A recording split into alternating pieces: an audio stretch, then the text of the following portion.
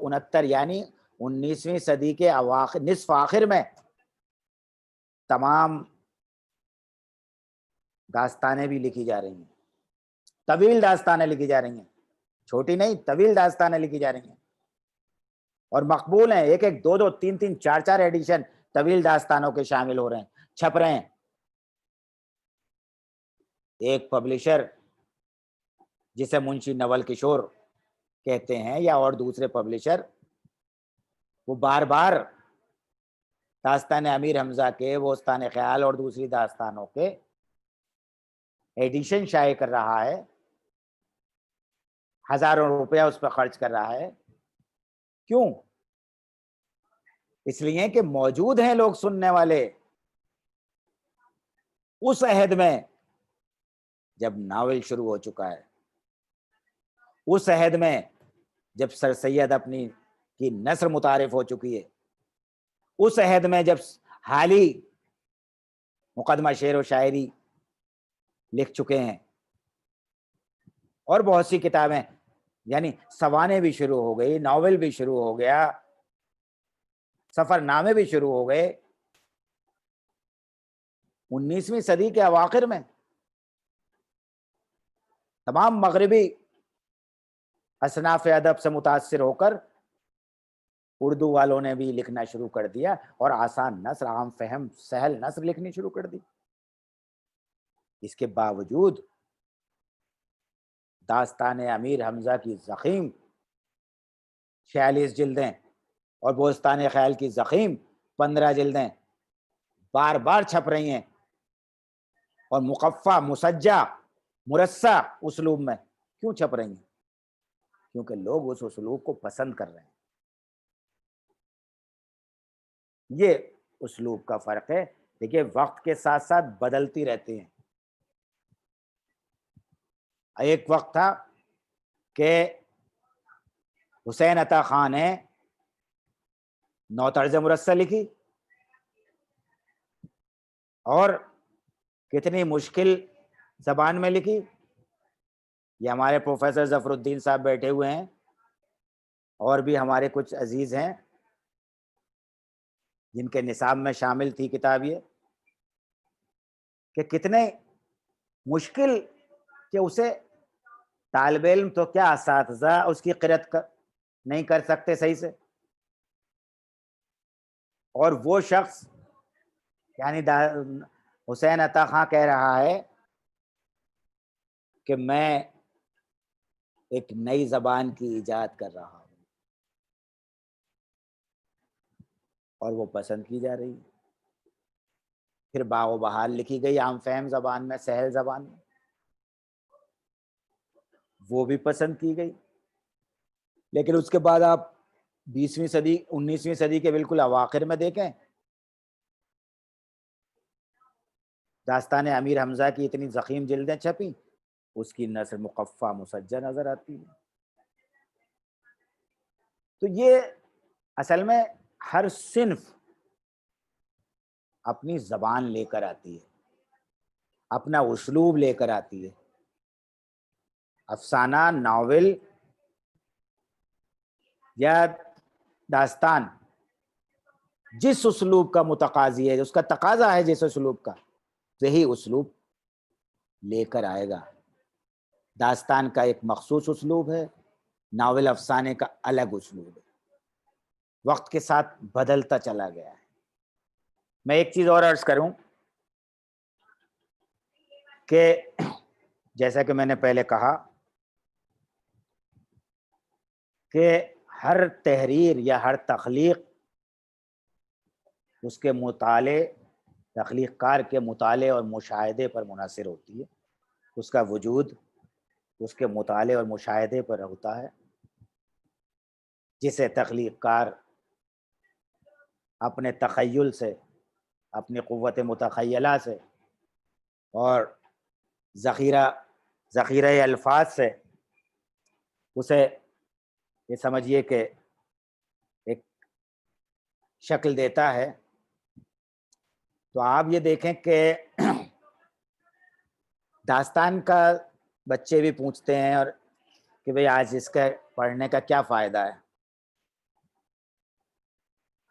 لیکن ایک تو یہ ہے کہ جب ہم بچوں کے لیے میں بات کروں کہ اس کی تدریس کس طرح کی جائے اور کس طرح اسے پڑھایا جائے اور کیوں پڑھایا جائے، ایک سوال یہ بھی ہے کیوں پڑھایا جائے بھی جس کا ہماری زندگی سے کوئی براہ راست تعلق نہیں ہے، کیوں پڑھایا جائے؟ تو عزیز طالب علموں، ایک تو یہ کہ بہت سی چیزیں ہم اس لیے پڑھتے ہیں کہ ہمیں اپنی تاریخ کا علم ہو، ہمیں اپنی ہسٹری ہم اس لیے پڑھتے ہیں کہ ہم اپنی تاریخ کے بارے میں جان جائیں. اور یہ مختلف چیزیں دیکھیے، صبرس ہے، نو طرز مرصع ہے، فسانہ عجائب ہے، یا قصائد ہیں، یا مثنویاں ہیں. آج ان کا رواج نہیں ہے، داستانیں ہیں، ان کا رواج نہیں ہے، لیکن ہم اپنے نصاب میں شامل کرتے ہیں. کیوں؟ کیونکہ ہم اپنے ادب کے ارتقائی شکل سے واقف ہو سکیں، کہ ہمارے نثر وقت کے ساتھ ساتھ اس میں کیا تبدیلیاں آئیں، اتار چڑھاؤ آئے، وہ لازمی ہے. جو نثر آج 21ویں صدی میں لکھی جا رہی ہے یا جو 19ویں صدی میں تھی، وہ سر سید کی جو نثر تھی وہ اس سے پہلے 18ویں میں نہیں تھی. صبرس آج ہماری سمجھ میں نہیں آتی، نو طرز مرصع یا فسانہ عجائب پڑھنے میں دقت ہوتی ہے، لیکن ہمارے لیے لازمی ہے کہ ہم اپنے نثر کی نشیب و فراز سے واقف ہوں. قصیدے کا ایک خاص وقت کی ضرورت تھی.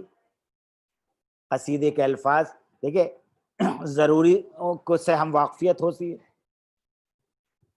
اچھا، داستان کے پڑھنے کی ایک وجہ اور بھی ہے.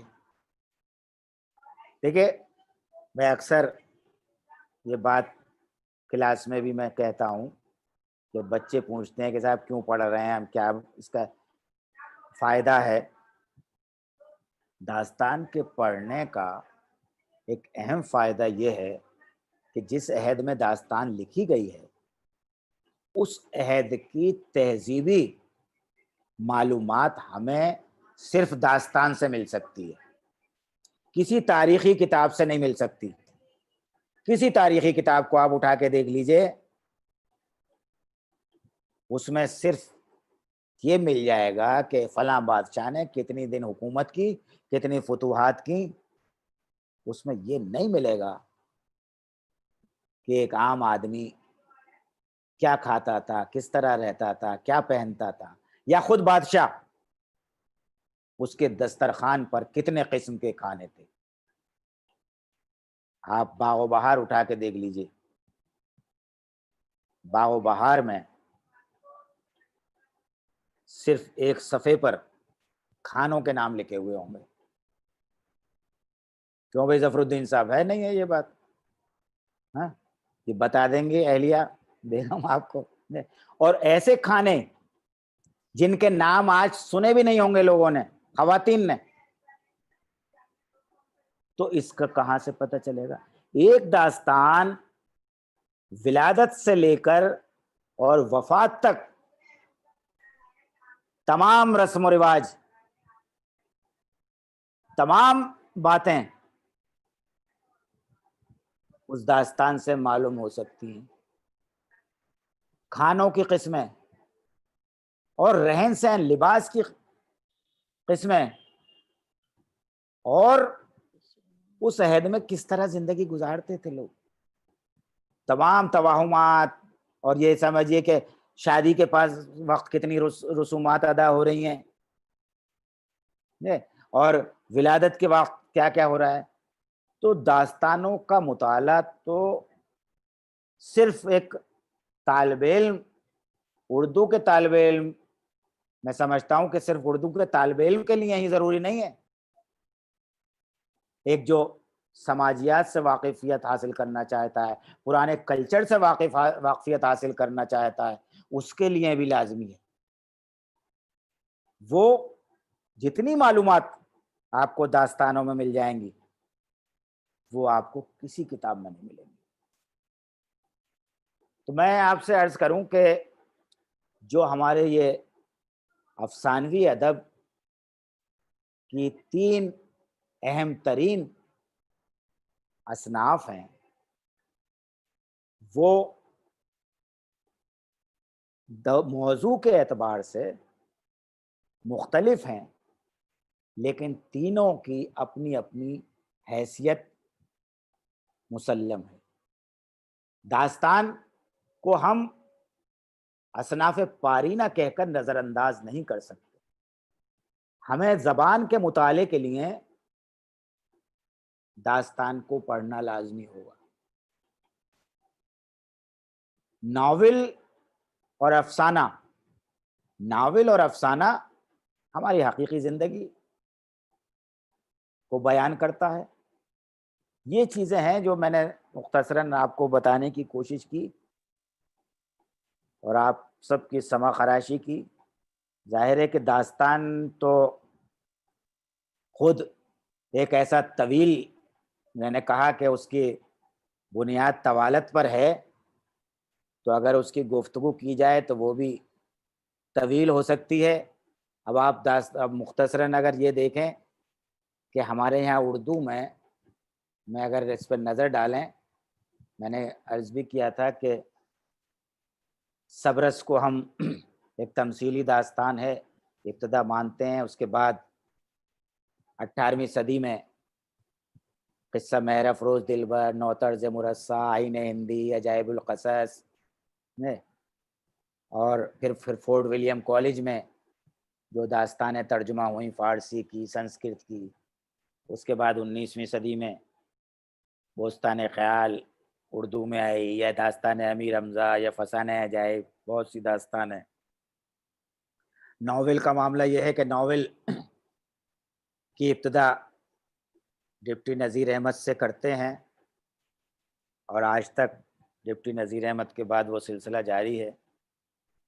اسی طرح پھر آپ یہ دیکھیں کہ افسانے کی ابتدا ویسے تو پریم چند سے، لیکن راشد الخیری کا بھی ایک افسانہ خدیجہ و نصیر کے نام سے جو ملتا ہے، وہ اس سے شروع کرتے ہیں۔ اور بہت سے کچھ لوگوں نے تو گزرا ہوا زمانہ کو بھی افسانہ تو خیر وہ نہیں ہے، لیکن افسانوی انداز میں ہے۔